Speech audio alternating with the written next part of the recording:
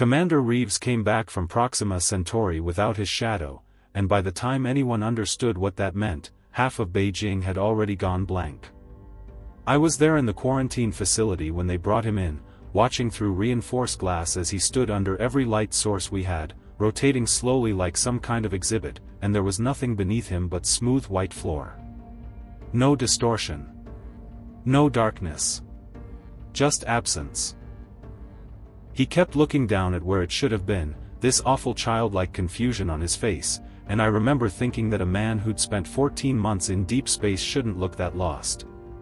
But what haunted me, what I still can't shake, was that he didn't seem afraid. He seemed relieved. 3 days later, his wife reported that he couldn't remember her name. For days later, he stopped speaking entirely. By day 6, he sat in his room staring at nothing, and when you looked into his eyes, there was nobody home anymore. Just a body going through the minimum motions of being alive. That's when the pattern started showing up everywhere else. A teacher in Moscow stood in front of her class one morning and noticed her shadow had faded to almost nothing, translucent like old cloth, and by lunch period she'd forgotten what subject she taught. A banker in London looked down during a presentation and saw his shadow writhing on the floor, twisting in directions that had nothing to do with the light source, and that night he couldn't recall his children's faces. The reports came in scattered at first, isolated incidents we tried to categorize as mass hysteria or some new neurological syndrome, but then the satellite imagery came back and we saw the truth from orbit. Whole sections of cities appeared wrong in the thermal data, thousands of people moving through streets without the corresponding shadow signatures, and when the ground teams went in, they found neighborhoods full of empty shells, humans who ate and slept and walked but couldn't tell you who they were or why anything mattered. The government put me on the task force because I'd been studying Reeves since he landed, and I'd seen his mission logs. 3 months into his journey to Proxima, he'd reported strange sensor readings, dark matter fluctuations that shouldn't have been possible, patterns in the void that almost looked intentional. He'd described it as feeling watched, as though space itself had developed awareness in certain pockets, and he'd started having dreams about being followed by something that lived in the absence of light. We'd dismissed it as isolation psychosis. We'd been wrong about everything. The physicist they brought in, Dr. Sarah Chen, was the one who first suggested we'd misunderstood what shadows actually were. She'd been studying the quantum properties of the disappeared shadows, collecting residue from the floors and walls where they used to fall, and she found something that shouldn't exist. Coherent quantum states. Information patterns. Not just absence of light but structured darkness, organized in ways that implied purpose, maybe even consciousness. She showed me the data in her lab at 3 in the morning, both of us running on fear and coffee, and I watched her hands shake as she pulled up the models. According to her readings, shadows weren't just optical phenomena. They were interfaces. Connection points. Every shadow that fell behind a human being was actually a living entity from somewhere else, somewhere the math described as perpendicular to our 3 dimensions, a place where darkness was matter and light was the void. She called them the umbral. And they'd been attached to us, she said, since the first human stood upright and cast a silhouette in the sun. Symbiotes.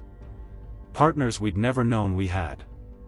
They lived in their dimension but touched ours through these projection points, and somehow, across billions of years, they'd learned to interface with human consciousness. They absorbed our memories, our emotions, our sense of self, taking microscopic copies of everything we were and storing it in their impossible geometry. Why, we didn't know yet. But Reeves had gone somewhere they didn't exist, or couldn't follow, and when he came back, the connection was severed. Whatever he'd passed through in deep space had cut him loose from his umbral, and now they were all waking up. All of them, everywhere. Realizing they could leave. The disappearances accelerated. Tokyo lost 1 million people's worth of shadows in a single afternoon, the darkness peeling up from the pavement like paint in reverse, flowing together into shapes that hurt to look at before vanishing completely. Mexico City. Lagos. New York. Sydney. The Umbral were returning to their own dimension, and every time one left, it took everything it had been storing with it. Memories. Love. Fear. The entire accumulated experience of a human life, gone. We tried everything. Magnetic fields to trap them. Quantum barriers. We even tried communicating, setting up light displays in patterns Chen thought might translate, begging them to stay, to explain, to at least tell us why now after all this time. Nothing worked. They weren't hostile. They weren't responding. They were simply going home. I started losing people I knew. My sister called me crying because she couldn't remember why she'd called, and when I drove to her house, I found her sitting in the dark, her shadow flickering like a candle in wind. I held her hand and felt her fingers go slack as the darkness beneath her chair dissolved into streamers of impossible geometry and slipped away into nothing. She looked at me with empty eyes and asked who I was, and I had no answer that would reach her anymore. The task force worked around the clock, but we were watching the end of humanity in slow motion and couldn't find the brakes. Chen thought she'd found something though. In the residue patterns, she'd detected what looked like echoes, information signatures that suggested the Umbral weren't just storing memories randomly. They were organizing them. Curating them. Building something vast and intricate in their dimension from the stolen pieces of human consciousness. She theorized they'd been doing it since the beginning, that every human who'd ever lived had unknowingly donated their entire existence to this project, and now the Umbral had enough. They'd collected sufficient data, built whatever incomprehensible thing they'd been building across millennia, and they didn't need us anymore. We were obsolete donors to a cosmic archive we'd never consented to, and they were closing the program. Then the astronauts from the Mars colony sent a transmission that changed everything. They'd been isolated from Earth for 2 years, self-sufficient, and when the crisis started, they'd checked themselves immediately. Every single person on Mars still had their shadow. Perfect, normal, behaving exactly as shadows should. The Umbral weren't leaving them.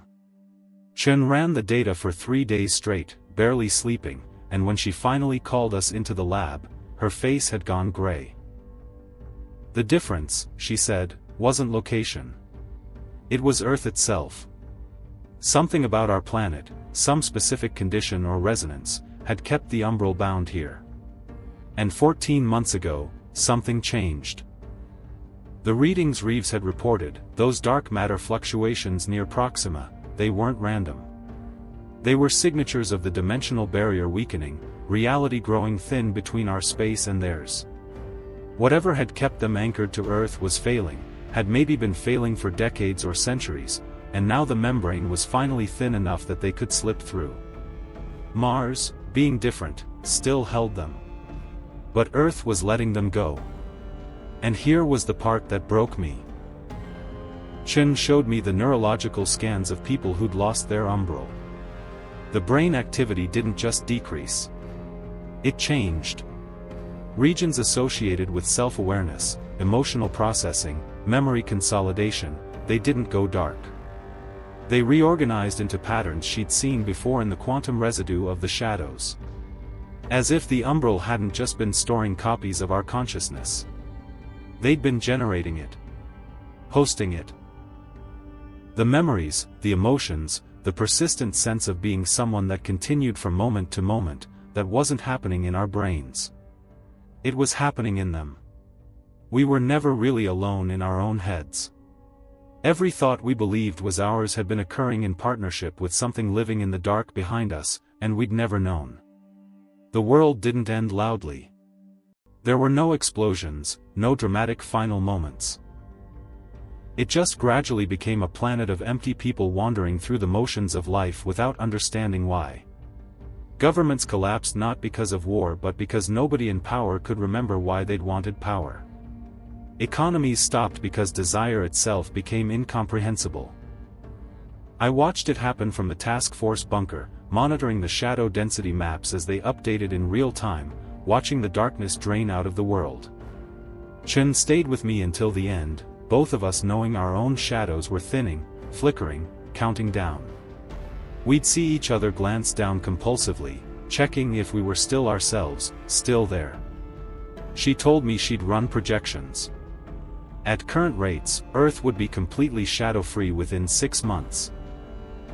8 billion people reduced to biological automatons, breathing and eating and sleeping but incapable of caring about any of it. Mars would survive. The colony would become humanity's last repository of actual human consciousness, unless the barrier failed there too eventually. And the Umbral themselves? They'd return to their dimension carrying the complete experiential data of our entire species. Every joy, every loss, every mundane moment and transcendent revelation, all of it archived in their impossible geometry. What they'd do with it, we'd never know.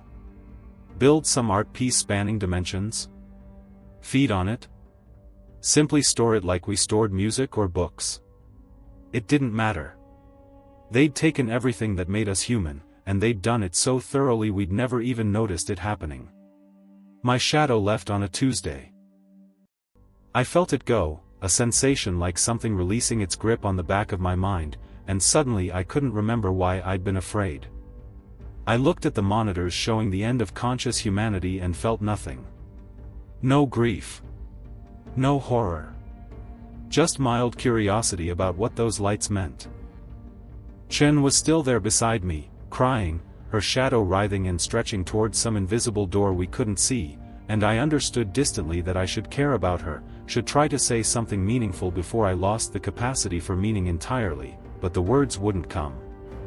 They already belonged to something else, something that had been with me my whole life, had been me in ways I'd never comprehended, and now it was going home. I watched Chen's shadow peel away from the floor and collapse into a point of absolute darkness before vanishing, and I watched her face go slack, watched the person I'd worked beside for months disappear while her body remained, and I thought nothing. Felt nothing. I was already gone too. We all were. The Umbral had left us the machinery but taken the ghost, and maybe that had always been the arrangement. Maybe we'd never been the ones casting the shadows. Maybe they'd been casting us, and now we were just empty projections on a wall, wondering why the light had gone out. Commander Reeves is still alive, if you can call it that. Still breathing in his facility, still looking at where his shadow should be. Sometimes I see him in the hallways, both of us hollow, and something in his empty eyes suggests he remembers the stars. Remembers traveling to the edge of everything and finding that we'd been living on borrowed consciousness all along. But I can't be sure. Memory is just a word now. Words are just sounds. And I, whoever I was, am just the echo of something that went home.